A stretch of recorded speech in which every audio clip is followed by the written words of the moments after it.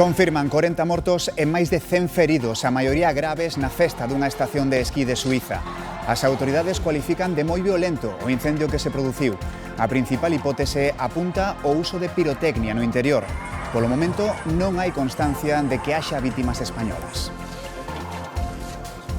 O 2026, polo demais, comeza con moitas subas para o peto dos cidadáns. Desde hoxe é máis caro circular pola autoestrada do Atlántico e tamén pola AP53, que une Dozón e Santiago. Tamén custa máis viaxar en avión e soben as tarifas do teléfono e de internet.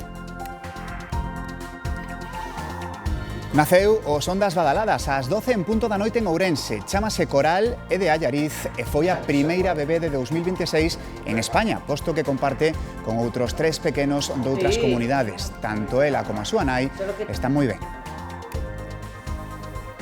Boas noites. A Policía Suiza confirma 40 falecidos no incendio do bar dunha estación de esquí durante a celebración da Noite Vella. Hai, ademais, 115 feridos, a maioría en estado crítico. De momento, o Ministerio de Exteriores non ten constancia de que haxa vítimas españolas.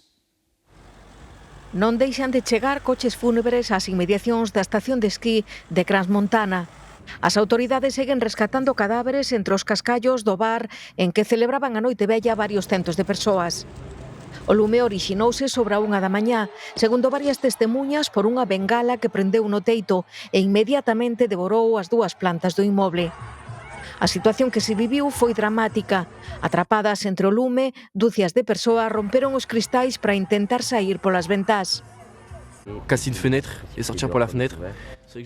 Este mozo conta que todo foi moi rápido. Cando se deu conta de que algo ia mal, xa veu lume por todas partes. O primeiro balance oficial da Policía Suiza confirma 40 falecidos e 115 feridos, a maioría en estado crítico, que foron trasladados a diferentes hospitais do país. La priorité sera mise à l'identification des personnes décédées. As autoridades traballan contra o reloxo na identificación das vítimas. Contan con que van ser de diferentes nacionalidades, xa que Crans-Montana é un destino turístico habitual para os amantes do esquí, especialmente franceses, italianos e alemáns. De momento non hai constancia de que poida haber españois entre os falecidos, nin tampouco feridos. O novo ano chega, como sempre, con subas. Desde hoxe circular pola AP9 e pola AP53 sae algo máis caro. No caso da AP9 pagaremos case un 5% máis, Patricia. Sí, é unha das maiores subas de todas as autoestradas estatais. Dende hoxe, as peaxes da AP9 custan un 4,68% máis. Esta suba é maior porque a Audasa segue a repercutir nos usuarios os gastos que lle acarrexou a ampliación da Ponte de Rande, tamén a circunvalación de Santiago. Se o traducimos en euros, o traxecto completo entre Ferrol e Tui sae xa en máis de 28 euros. Viaxar, por exemplo, entre a Coruña e Vigo é dende hoxe €1 máis caro, 21,48, ou viaxar entre a Coruña e Santiago, que pasa a custar 8,80. Isto na P9, na AP53, a suba é un pouco menor, de case o 4%, o traxecto completo ata o Alto de Dozón custa 7,25. Mantéñense, eso sí, como ata agora, as bonificacións a usuarios frecuentes. Soben as peaxes e aínda que os carburantes remataron o ano con lixeiras baixadas, a aplicación de novos impostos como o do diésel non augura nada bo para este 2026 no que movernos e non só por estrada vai nos sair máis caro. A ENA sóbelles as tarifas ás compañías aéreas e estas xa avanzaron que repercutirán no prezo dos billetes. O mesmo vai facer Renfe se lle obrigan a indemnizar por retrasos. Está claro que en 2026 para comunicarnos imos ter que rascar no peito. Porque tamén soben as tarifas da telefonía e de internet. As 3 grandes compañías xa llo notificaron aos seus clientes a finais do ano pasado. Xustifican a suba por un incremento dos custes e será en torno ao 4%. Xa o notaremos na factura do mes de xaneiro. E non queda aí a cousa, o prezo da cesta da compra subiu nos últimos anos un 22%. Algúns produtos como os ovos subiron por riba do 30%. Así que, con algunha reserva, todo indica que cada vez que vayamos ao supermercado imos gastar algo máis que no pasado. Hai que miralo moito. E se falamos de vivenda, a suba non parece ter fin. Os especialistas do sector avanzan co prezo tanto da venda como do alugueiro non ten freo. Cando menos, semella que a luz pode manterse estable porque soben os custes fixos, pero aventúrase unha baixada dos custes da electricidade. E seguimos falando de cartos porque este mes haberá cambios nos créditos rápidos. Vanse limitar os xuros e non se van poder asinar de xeito inmediato. Como ocorre cos hipotecas, van ter que pasar 24 horas de reflexión. Que entre una oferta vinculante y la aceptación pasen un mínimo de 24 horas, por ejemplo, de tal forma que nos dé tiempo, ¿no? En este caso, a interiorizar una decisión tan importante como la que estaríamos tomando. Y luego, otro elemento esencial que es, efectivamente, es ser capaces de poner un tope, unos límites a los costes de este tipo de productos. Máis novidades esta en materia de tráfico, as xa famosas balizas V16 conectadas a unha tarxeta que permite a súa xeolocalización. Son obrigatorias dende hoxe e a DXT di que ao principio non haberá afán sancionador senón informativo. Esta é a última baliza que lles quedaba hoxe nesta estación de servizo de Pontevea despois de que os compradores de última hora arrasaran onte coas existencias. Esta semana véndense como churros, porque claro, a xente esperou hasta a última hora, hasta o último momento, e claro, pasa o que pasa. De feito, esta é a última que queda. A baliza V16 é obrigatoria dende hoxe 1 de xaneiro para sinalizar averías e accidentes na estrada. Debe estar homologada pola Dirección Xeral de Tráfico e non levala pode supoñer unha sanción de 80 euros. Haberá un mes xa. O sea, hai que prevenirse antes de que chova. Outros mercárona, pero a súa entrada en vigor aínda os pillou por sorpresa. Comprei hai 15 días na estrada. Sí. E leva no coche? Pois non, quedoume na casa, pero tan pronto chego vou na poñer. Canto a súa eficacia e opinións para todos os gustos. Non será moi útil, pero inútil tampouco, se sempre prevenirse a ter algo de máis que non de menos. Pode ser un risco ter que sair a poñer os triángulos fora, pero entendo que o da baliza tamén é outra cousiña máis que seguro que dentro de nada nos van a poñer outra cousa en riba para poñer a maiores. Xa non triángulos, baliza, vaite a saber o que inventan para nos poñer encima.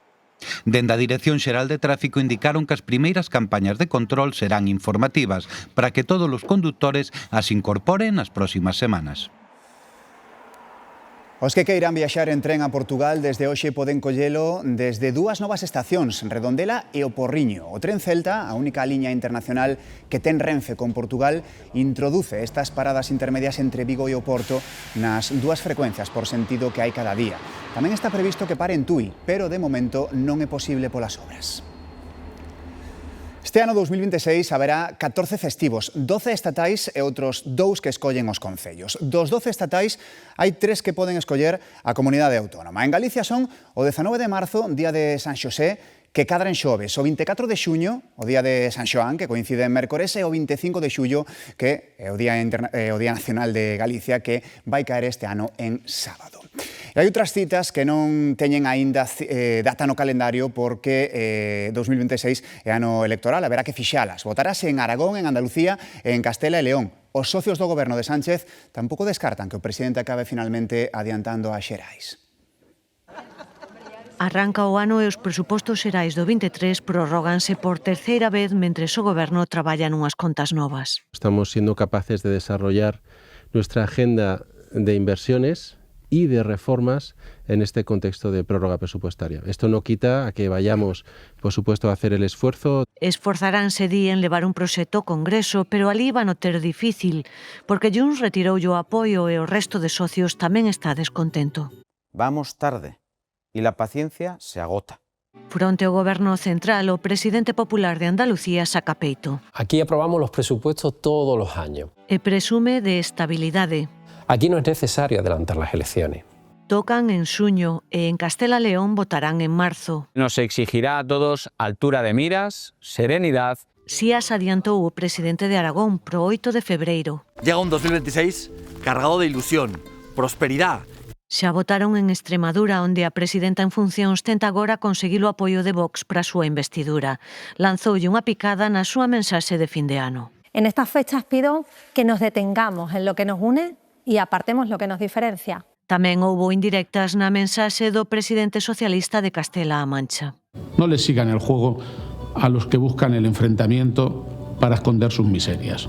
Hai quen ve nestas palabras unha crítica ao líder do seu partido, a Pedro Sánchez. Un deseo Novas acusacións contra o PSOE denuncian por acoso laboral o presidente da xestora socialista en Extremadura.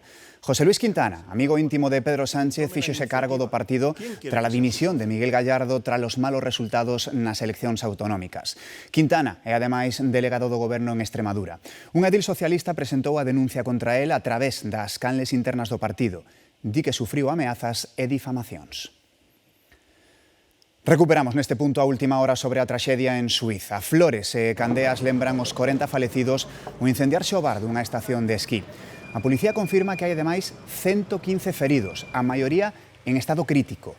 A prioridade das autoridades é identificar cuanto antes as vítimas de diferentes nacionalidades e determinar cal foi a causa do accidente.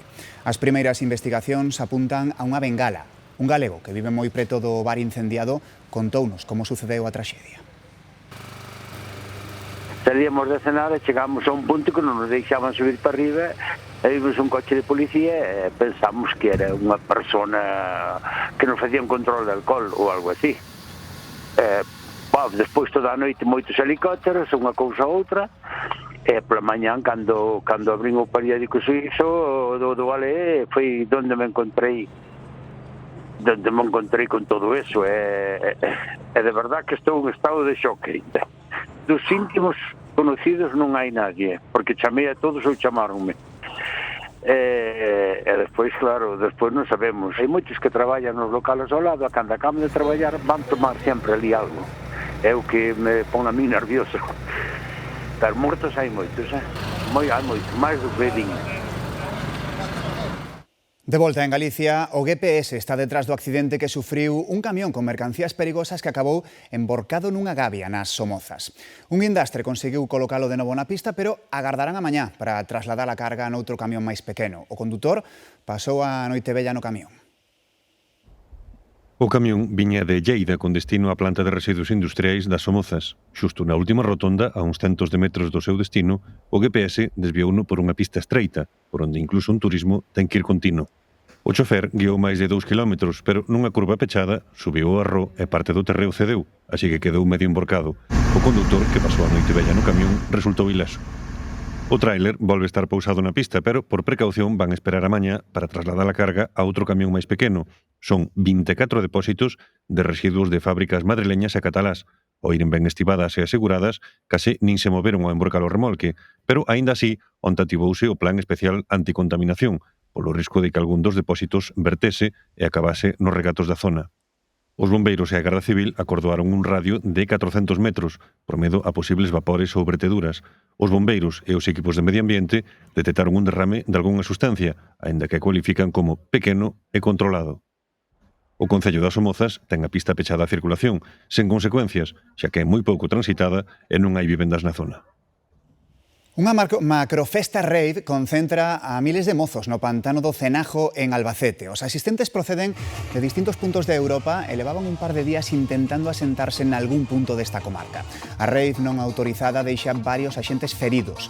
O ano pasado, por estas datas, celebrárase outra macrofesta en Cidade Real que se prolongou case unha semana. Un mozo de Lugo tivo que ser hospitalizado esta mañá tras a festa de Noitevella a causa dunha liorta á saída dunha discoteca. Contanos como pasou, Cintia. Si así é, de feito, o estado no que está o cristal que está ás miñas costas deixa ver bastante ben a magnitude do golpe. Todo comezou tras unha liorta entre dous mozos, un empurrou ao outro e o outro bateu coa cabeza con este establecemento de alimentación. Ademais, ata o lugar tiveron que desplazarse 7 patrullas da policía local e tamén nacional e ata incluso unha ambulancia para trasladar o ferido ao hospital de Lugo. Parece ser que todo se produciu por unha discusión alrededor das 10 da mañá diante dun pub bastante coñecido aquí na rúa de Tui, un pub que, por certo, xa é foco tamén de múltiples polémicas e ata incluso de ameazas de clausura anos anteriores. Grazas, Cintia. Por sorte, para a maioría dos que decidiron sair festexalo aninovo, a troula rematou de xeitos máis pacíficos. Como manda a tradición, esta mañá visitamos a Feira de Betanzos e preguntamos: como foi a noite? Mira, fomos a bailar, fomos a beber, fomos a tomar os churros, este xa é a última parada. Hai que andar un pouquiño de tranquileo que tamén fai falta. Nós estivemos na casa hasta as 6 da mañán, con toda a familia. A razón de vir aquí teñen a clara. Porque todos os anos hai que vir a Betanzos, á feira, comprar unhas zapatillas, un chocolate con churros e logo un pulpiño. As zapatillas son o produto estrela, o máis desexado despois dunha boa noite de troula. Claro, toca vir á feira, hai que comprar as zapatillas como sempre. O sea, para mí non é fin de ano se non vimos á feira, polo menos se pasamos a mirar se hai zapatillas que gustan ou un pijama así chulo. De feito, hai quen as renova todos os anos. Ahora, mira, levo unhas ben bonitas, con unhas orelliñas de can, bueno, preciosas, comodísimas, e para acabar a noite é o mellor que hai. Eu viño polas zapatillas. Eu non merquei as zapatillas porque non me chegan os cartos, porque xa os gastei antes. Despois de todo isto, o plan está claro. A noite foise alargando. É que non se gustou, que gusto da velos. Agora xa pa a cama. Xa toca, sí. O remedio para os pés parece que son as zapatillas. O da resaca podemos atopalo na farmacia. En días como hoxe, as fórmulas que axudan a aliviar o malestar dos excesos do alcohol e a comida son dos produtos máis vendidos. A cea e a celebración de Noite Vella poden dar lugar a excesos. Hai resaca? Moita resaca de onte. Foi dura de onte. E moitos pasan pola farmacia na busca de axuda. Se bebemos demasiado, o máis principal é os produtos que van a base de vitaminas B e magnesio, que axudan un pouco a combatir, a metabolizar un pouco o alcohol no hígado e ayudar a fatiga e a cansancio. Pero non só o abuso de alcohol fai estragos no corpo. Todo que comida, doces e demais diso, vamos, a esgalla. Un pacho de comida, moito a cea, moito a comida ahora. E tamén hai remedios para iso. O principal son antiácidos e logo tamén hai moitos produtos que levan enzimas digestivas que axudan un pouco a digestión e a metabolizar un pouco esas comidas. E senón, os de toda a vida. Manzanilla, de toda a vida. A miña boa é o que recomenda. Un poquito no estómago así e tal, pero bueno, un pouco de almas e pa'lante. Con todo, o mellor é previr e evitar os excesos para que non pasen factura. Tras a resaca da Noite Vella son moitos os que aproveitan o aninovo para descansar ou pasalo cos seus. A outros, tócalles traballar. A Iván tocoulle traballar en aninovo en quenda de tarde, non se queixa, mais recoñece que podería estar mellor. Preferiría estar en casa, pero bueno, las circunstancias hacen, pero aquí estamos, está bien. No hay que quejarse para nada. Tamén nesta farmacia a actividade non se detivo no primeiro día do ano. Lévase con un pouco de café. E a verdade somos o 10, 12, depende un pouco dos horarios. Abren 24 horas os 365 días do ano, polo que din estar afeitos. Para eles é un festivo máis, tamén o é para as 6 persoas deste local de hostelaría que acudiron a traballar. Al final, con el mal tiempo que hace, trabajar yo creo que é a mejor manera de aprovechar el tiempo, digo yo. É un dos poucos locais con servizo de cociña aberto no centro da Coruña. Traballo para uns que outros aproveitan. Meus fillos están dormindo, decidimos quedar a comer aquí. Ahora, en fin de ano non salimos tanto, entonces agradecese. Porque traballar en Aninovo ten as súas compensacións. Unha das imaxes que se repite cada aninovo en Compostela é a dos primeiros peregrinos entrando no Obradoiro. Os primeiros dun ano en que se agarda igualar ou mesmo mellorar as cifras de 2025, que xa foi de récord con máis de 500.000 de peregrinos. En Santiago, os primeiros peregrinos, en A Coruña, os primeiros bañistas do ano. A uns metros de onde os rapaces saían da discoteca, outros poñían o traxe de baño para tomar o tradicional baño matinal. 8 graus marcaba o termómetro e 13 estaba a auga de Riazor. Estábase mellor dentro da auga que fora dela. E outra imaxe na Coruña. Entre os que celebraron o cambio de ano con exercicio estivo Marta Ortega. A presidenta de Inditex correu na San Silvestre. Fixo o percorrido nunha hora. Entrou na meta canda unha curma e o seu home, Carlos Torreta.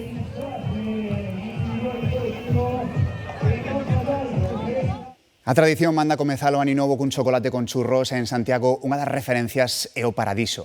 Este é un día especial para Agustín Ares, o seu propietario, porque foi a última mañá de aninovo antes de xubilarse. De momento estou aquí. Agustín serve hoxe os últimos chocolates do Paradiso. No so ano fanse 1.500 kilos de chocolate. Churros 2,5 toneladas. O actual propietario tomou a remuda no 91 e xubilase agora despois de 34 anos con moitas lembranzas. A historia da cafetería é un señor que estuvo en Cuba, colleu Aventura Cores que era un decorador moi bo que había aquí en Santiago, pois fixeron esta maravilla. E era Valverde, tomaba aquí café. E xusto por iso, por lealdade á memoria dos clientes, da cidade, do seu propio traballo, o que lle gustaría é un traspaso que mantivese as esencias do local. Molto simpatico anche il proprietario, carino anche il ragazzo. Un locale bonito e antiguo. Esto era un oasis prácticamente aquí en Santiago, por eso nos gustaba venir aquí siempre que veníamos a tomar el chocolate con churros. Muy bonito, la verdad. Impresiona mucho a la hora de entrar. Foi un negocio familiar, porque estuvemos nós, o fillo tamén estuvo con nós. De momento, o 11 de xaneiro pecha, pero Agustín non perde a esperanza de que o legado se manteña. A primeira bebé do 2026 de España é galega, naceu ás 12 en punto no Chúo. Chámase Coral, é de Allariz e pesou 2,9 kg. Tanto ela como a nai están moi ben, non hai máis que velas. É Coral con Deciz. Cando estaban soando as 12 badaladas que marcan o aninovo, veu a vida. Xusto ás 12 en punto. 0000. Contentísimos. Toda a familia super contenta. A nai, Irian Reaciz, saía de contas o 15 de xaneiro. A bebé adiantouse 2 semanas. Adiantouse para salir en fin de ano. Xa me imagino que cando teña 18 ou 19 anos, celebrará o fin de ano e o cumpleaños, todo junto. Sorprendidos. Non sabíamos que iba a ser tan famosa xa recién nacida. A primeira pequechiña nada en Galicia este 2026 pesou 2,9 kg e mediu 47 centímetros. E nace en Ourense, a provincia con menos meniños en a que por cada nacemento hai máis de 3 defuncións, o que supón maior ledicia tamén para o persoal sanitario. Sí, é unha alegría porque Ourense a población xa sabedes que está disminuindo e gracias a estas pequenas cousiñas incentiva a que Ourense poida avanzar un poquinho en natalidade. Filla e nai atópanse moi ben, o parto foi sen complicacións e rápido. Pillounos preparando a cea de Noitevella. Va preparar os canapés, rompeu augas e dixme, vamos, eu xa. Maravilla, cuestión de unhas horiñas, é genial. Desexando están os tres irse para casa e presentarlle a filla que teñen de 4 anos a nova membro da familia, Coral.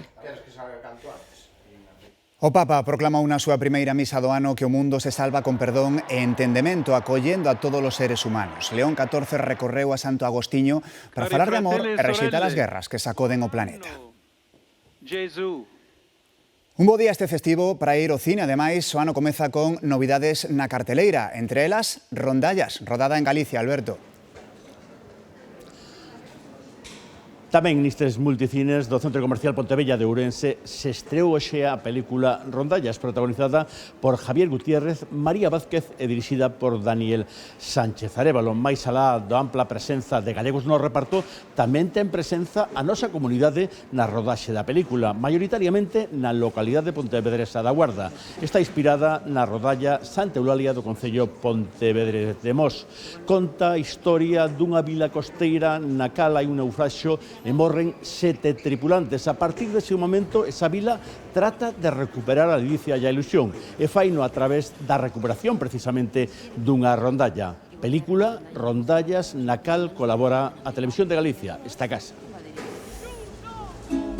Tal día como hoxe, en 1449 nacía Lorenzo de Medici, un dos grandes mecenas que permitiu que a súa visión e cos seus cartos o renacemento florentino. A familia Medici era propietaria dunha poderosa rede bancaria e Lorenzo empregou parte deses cartos en protexer artistas clave como Botticelli, que co apoio de Lorenzo puido pintar o nacemento de Venus, unha auténtica obra mestra. Ou a Batalla dos Centauros de Miguel Anxo, considerada o primeiro grande reto asumido polo maior xenio da súa época. Considérase a Lorenzo de Medici o seu descubridor e financiou tamén a súa formación, pero tamén foi clave para Leonardo ou para Donatello. Viñalle de familia o gusto pola arte aos Medici. Debémoslles tamén a eles unha xoia arquitectónica. Florencia levaba décadas sen saber como rematar a catedral e eles financiaron a cúpula proposta por Brunelleschi, unha forma maxistral de coroar un edificio maravilloso. Ata mañá.